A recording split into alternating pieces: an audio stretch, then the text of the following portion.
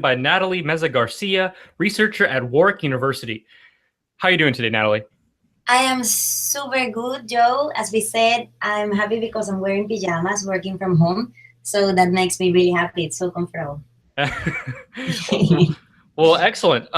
So, Natalie, you have a very interesting PhD program. Can you sort of explain what you're studying? Sure. So the PhD itself, it's called Interdisciplinary Studies, and it's for people who don't fit in one particular field. So me, for example, I have one field on politics and the other one on complexity science. So I pretty much work on my own with my two supervisors, and my case study is the floating island. So it's a very good open space to develop your own ideas because you're not bounded to just doing one specific little thing. So essentially, you have an unofficial degree or pursuing an unofficial degree in seasteading. Exactly. Yeah. Exactly. Yes. I like how that sounds. Yeah, that's much better. A doctorate in seasteading. Doctoral in seasteading. It's gonna happen. It's gonna happen at some point. In the Tahitian Seasteading Conference, there was Greg DeLone. He's part of Blue Frontiers. He has been working on a master's program in Italy on something related to sea management, or I think it was Lelau. But anyway, the point is that there were conversations about how in the future degrees related to self-organized settlements on the ocean are going to be more and more popular. So you attended the Seasteading Conference in Tahiti. Can you sort of explain what that was like and what were the topics discussed? That was so magic, Joe, because it was so beautiful to see such a complete synergy of people interested in the subject. There were a lot of conversations about biomimicry. There were also points about what the floating island itself was going to be. We also had the chance to visit the location, or one of the three possible locations where it's going to be set up. We had the participation of the vice president of French Polynesia, and he showed his commitment, his support, his compromise. There was also a traditional navigator of traditional Polynesian canoes, and they were saying how, and also a senator of Hawaii, and they all insisted in how the concept of floating island was very ingrained in the traditional Polynesian culture. They even have a word for it. It's motlana. So it was just magic to be surrounded, be able to see the future in the making. It was definitely one of the best professional experiences I've ever had. Did you get a chance to talk to French Polynesian citizens and sort of poll what their reaction to seasteading was?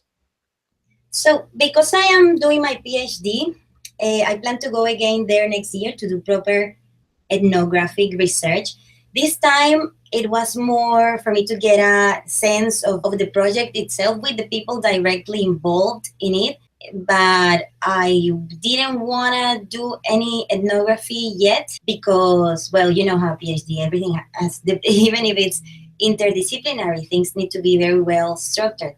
So I didn't arrange with my supervisors any official interview or anything. But I did had a chance to feel how at first there were a lot of doubts regarding the project, and how as the conference advanced and Tahitians had the opportunity to attend the conference, doubts were being dissipated. So at the end, people got the feeling of, wow, this is really interesting. Let's just be open and see what happens. I know that Joe Quirk often argues that French Polynesians are sort of proto-seasteaders because of their proclivity to start new island nations.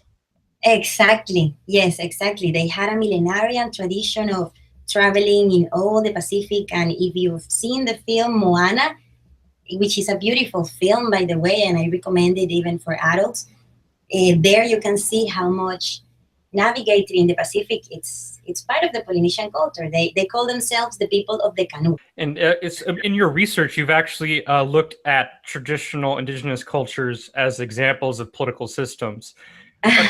So can you tell me a little bit about your research of traditional cultures as related to current day political systems? Sure. So the concept of decentralization and self-organized political decision-making, it's not really new.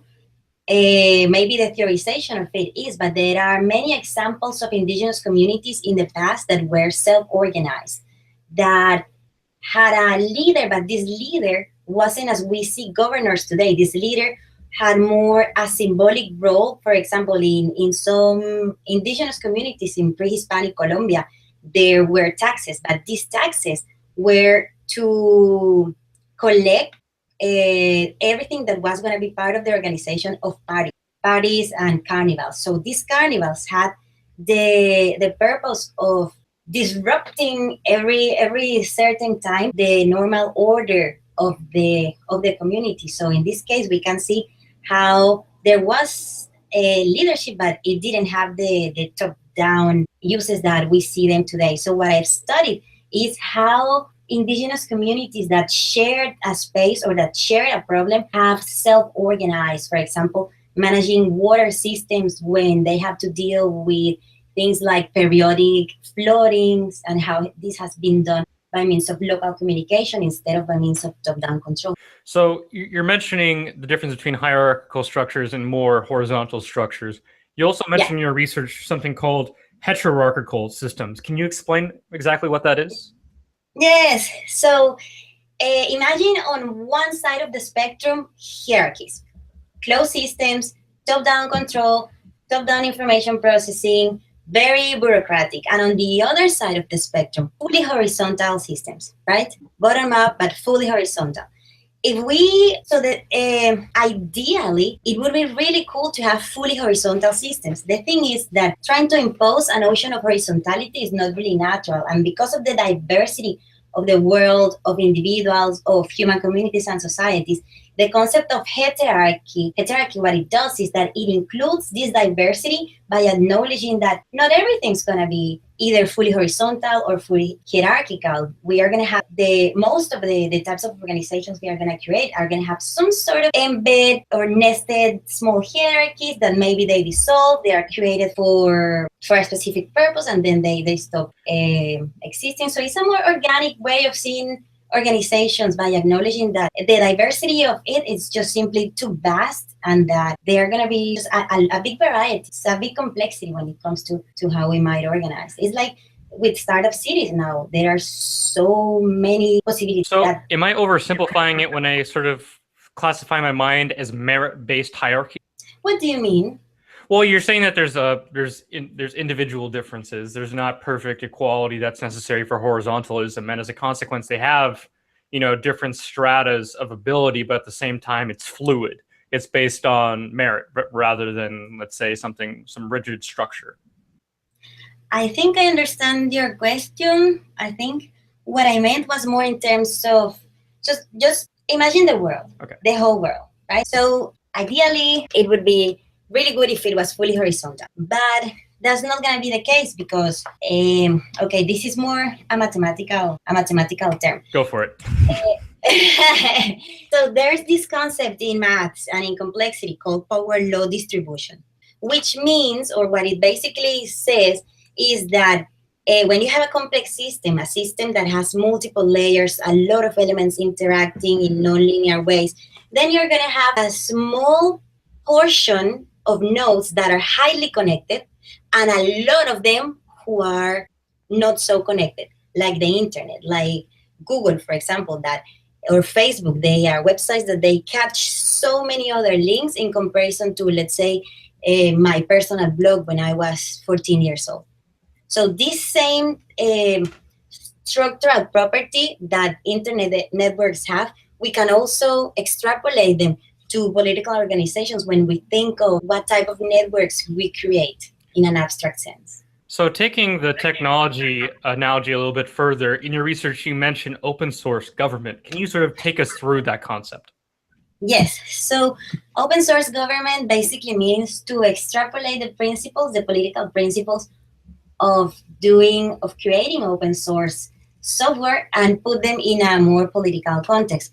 For example, the possibility for individuals to participate directly regardless of where they are in the world. Openness, also horizontality. And one of the reasons why it makes sense to think, going back to your previous question, of hierarchies in terms of horizontality is because sometimes, for instance, in open source, when we have reputation systems, then we have some nested hierarchies that they are the closest we can have sometimes to to fully horizontal and open and decentralized systems. But we must acknowledge that small nested hierarchies will emerge of some sort. So yes, anyway, basically it's extrapolating the political principles of open source. So what do you believe open source technologies like blockchain that facilitate trust, what would their role be in this new form of governance? Well, because blockchain, for example, and digital currencies, they don't need centralized banks like traditional money. And because we, I hope, are heading towards an era where we are gonna be far and far every time from nation states, then I see that in the future these technologies are gonna definitely become more ubiquitous in how we make our own transactions. Excellent, excellent. And because the world is becoming increasingly complex, do you believe? Yes. Do you believe that our current system is equipped to deal with the level of complexity that we're approaching?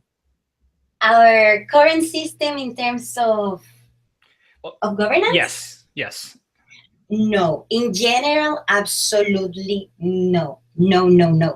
But one of the things that I am discovering lately is that, for example, in the case of French Polynesia, one of the most marvelous things that this project has is that it has the umbrella of this really magical host nation, which is French Polynesia. So maybe we are in a time where we have the political and the technological technologies to engineer other types of systems without necessarily wanting to transcend the nation state like in the 19th century where the means were more violent oriented. We have the technologies to do so in a peaceful way and to slowly modifying, helping governments adapt. Not that I want governments to exist, but at least I can see that in this transition, external entities can help them be as cooperative as, in this case, for example, French Polynesia, which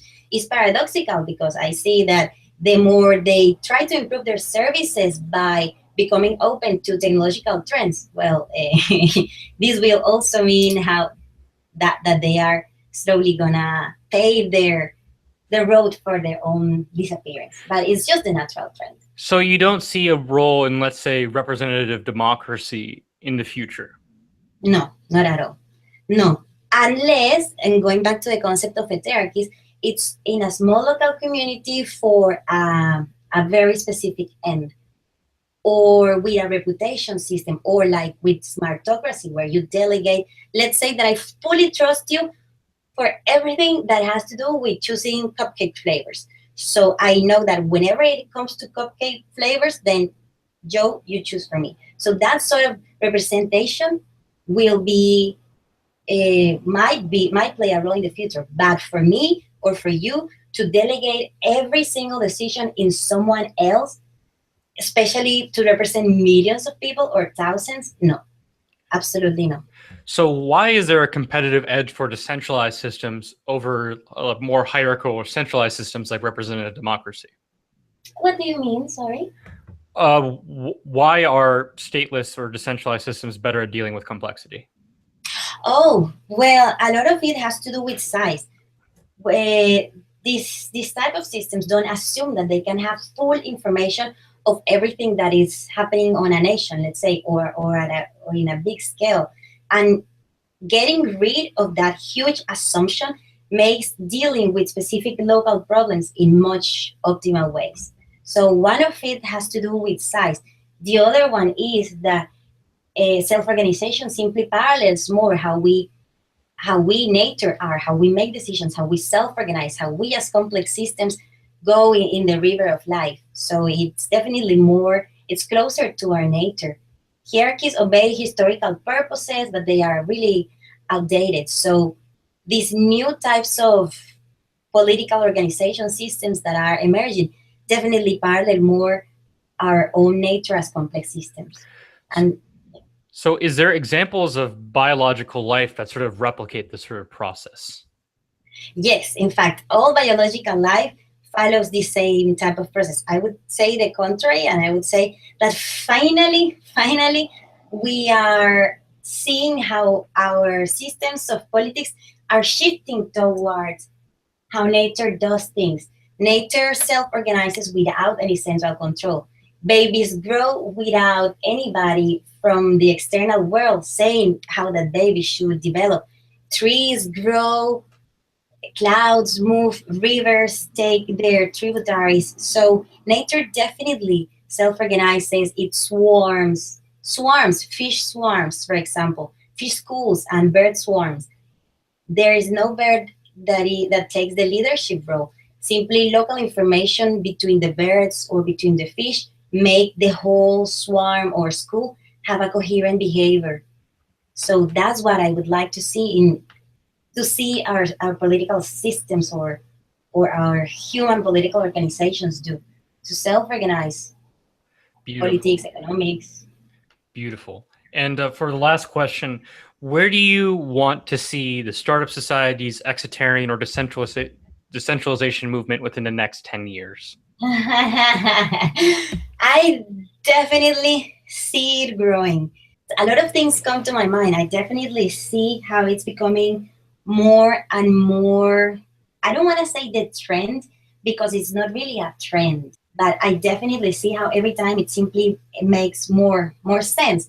Also, the possibility for information platforms to be used as places where let's say, we wash the dirty laundry of our current representatives, like with the Snowden case. It also delegitimizes what these systems of political representation do. So I see an increasing disbelief in citizens with these traditional systems of organization, and maybe the average citizen who's not so informed of startup cities, startup societies, seasteading, maybe the average citizen is going to be more open-minded to try and to, again, I don't like this word, but to this increasing tendency. And even if they are not, well, there's nothing to do. it's here to stay. It's like when you improve a technology from fat big TVs to the type of TVs we have now. It's just, it makes no sense to continue thinking in outdated models. Here's to the inexorable march towards decentralization. Everyone, that was Natalie. I hope you enjoyed today's Startup Society Foundation podcast. Join us again for next week.